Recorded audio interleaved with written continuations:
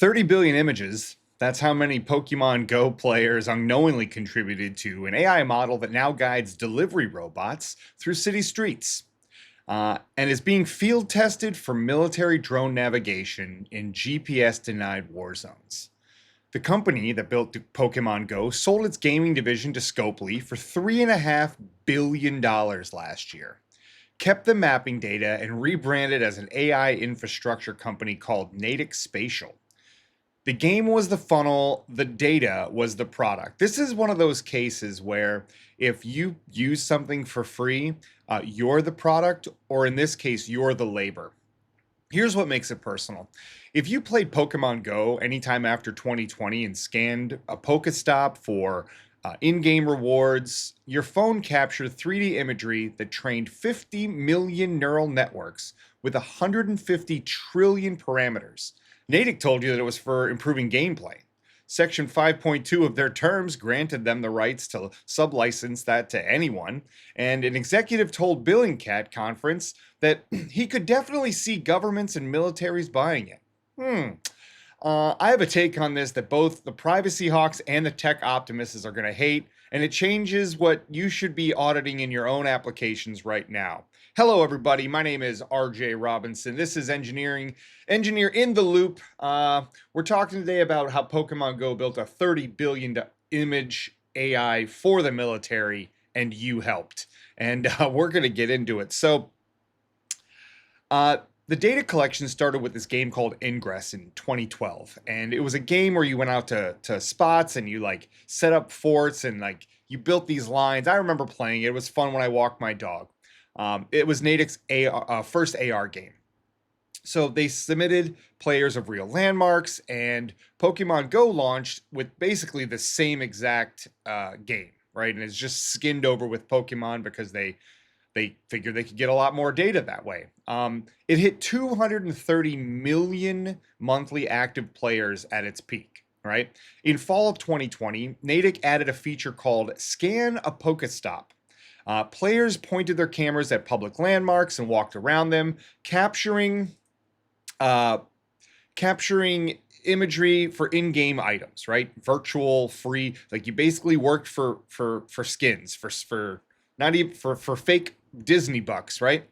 The instruction video said the scans were to improve gameplay. There was no disclosure that the data would train AI sold to third parties. It was buried in the terms and service. This is just one of those weird things that just keeps happening in our society where, you know, we use gaming data and as labor for these projects that are going to be worth billions of dollars, right? The business split tells you everything, right? Natick sold the gaming arm, just the Pokemon, like not the data that was collected, just the gaming arm for $3.5 billion, right? That is an insane amount of money to sell a gaming division for, right? But they kept the mapping technology and the 30 billion images.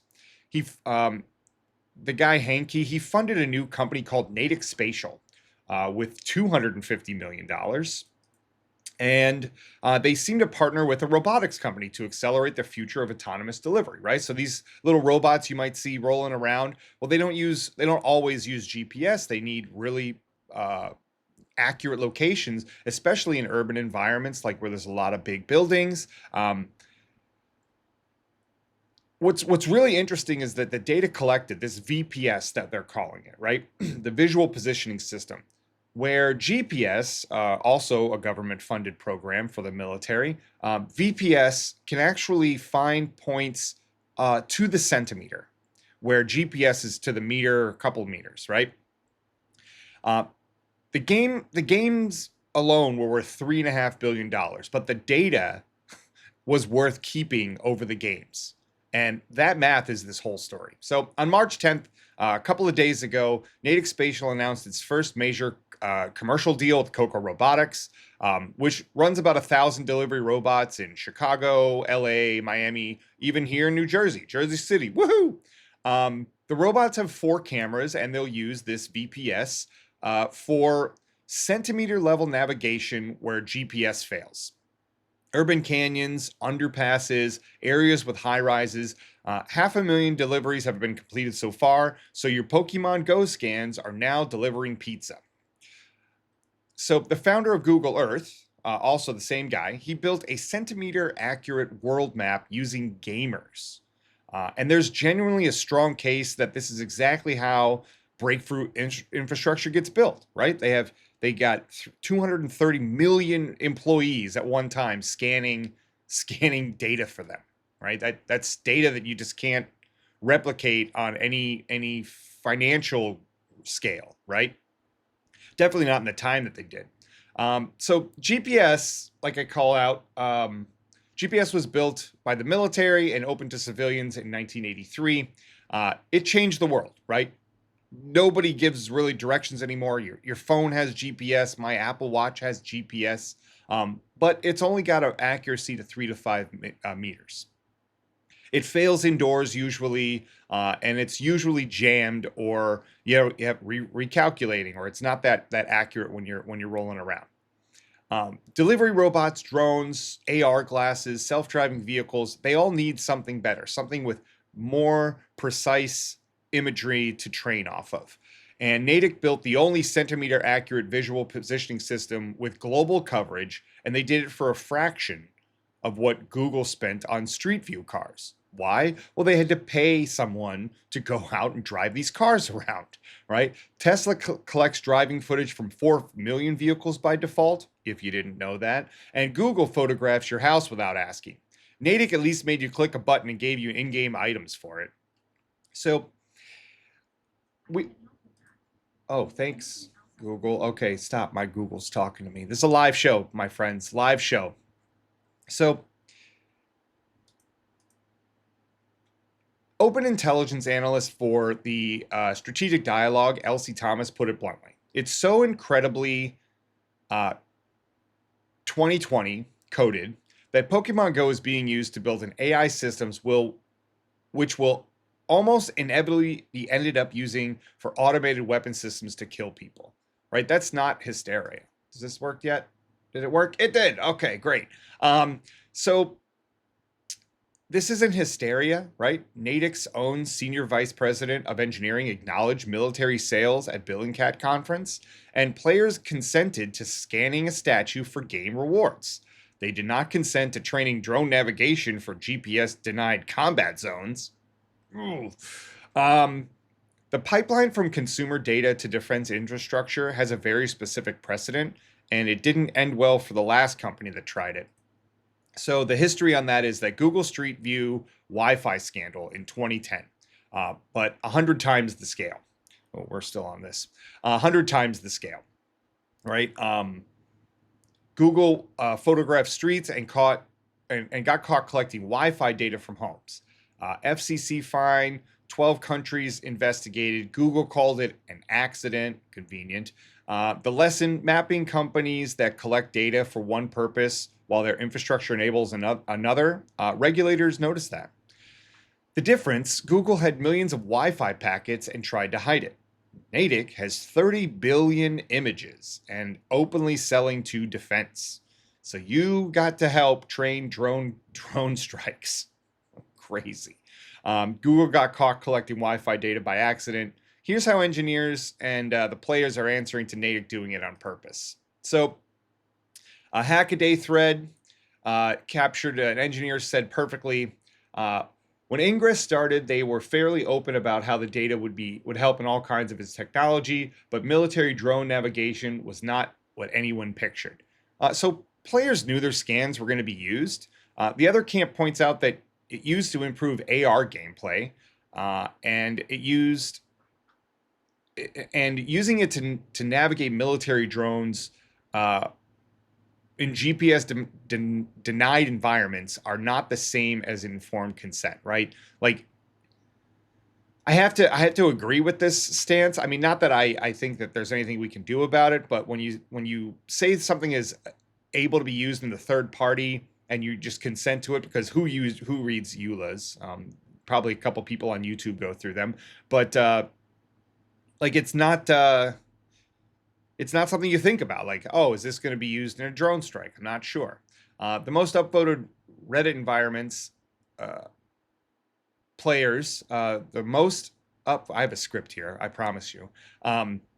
They feel like it's gaming the reward system, right? So they're going to make millions and millions and millions of dollars off these government contracts and off of all this data, and yet you got a skin or you got like a zip Pokemon thing. You got to wonder if Fortnite is collecting all of this data. I don't know if this is speculation, tinfoil hat stuff, but you got to wonder if Fortnite is collecting all of this data to train robots on how to, you know, attack people in public, like the bots that we all fight. I mean, that could be training data as well if you really think about it. But it's the same problem, right? So same data, like are you consenting to training these, and what's the gap for what's going to be used on it in the future? All right, so Natick isn't the real scandal here. Okay, and here's my take. Natick is the template, right? The pattern is always the same. Collect data for feature A, discover that it's valuable for product B, and update the terms, monetize. Every consumer app with a camera or a GPS chip is sitting on this exact pivot. The real problem is there's zero regulatory framework for the moment a consumer data set becomes dual-use infrastructure. The EU AI Act starts enforcement in August, and if you touch user-generated spatial data, the clock is already ticking. The take really nobody wants to say out loud. Pokemon Go players got the better deal. A decade of free entertainment for optional scans of public landmarks. Every Google search, every Alexa request trains models worth billions, and nobody blinks. We're angry at Natick because catching Pikachu felt personal. The emotional symmetry is binding us to far worse actors. So the compliance clock is ticking, and here's 3 things to do before August. Today, read your third-party sharing clause in every camera location app. Improve services equals Natick language. 15 minutes, 2 surprises. This week, you're going to audit your product's terms of service for purpose limitations.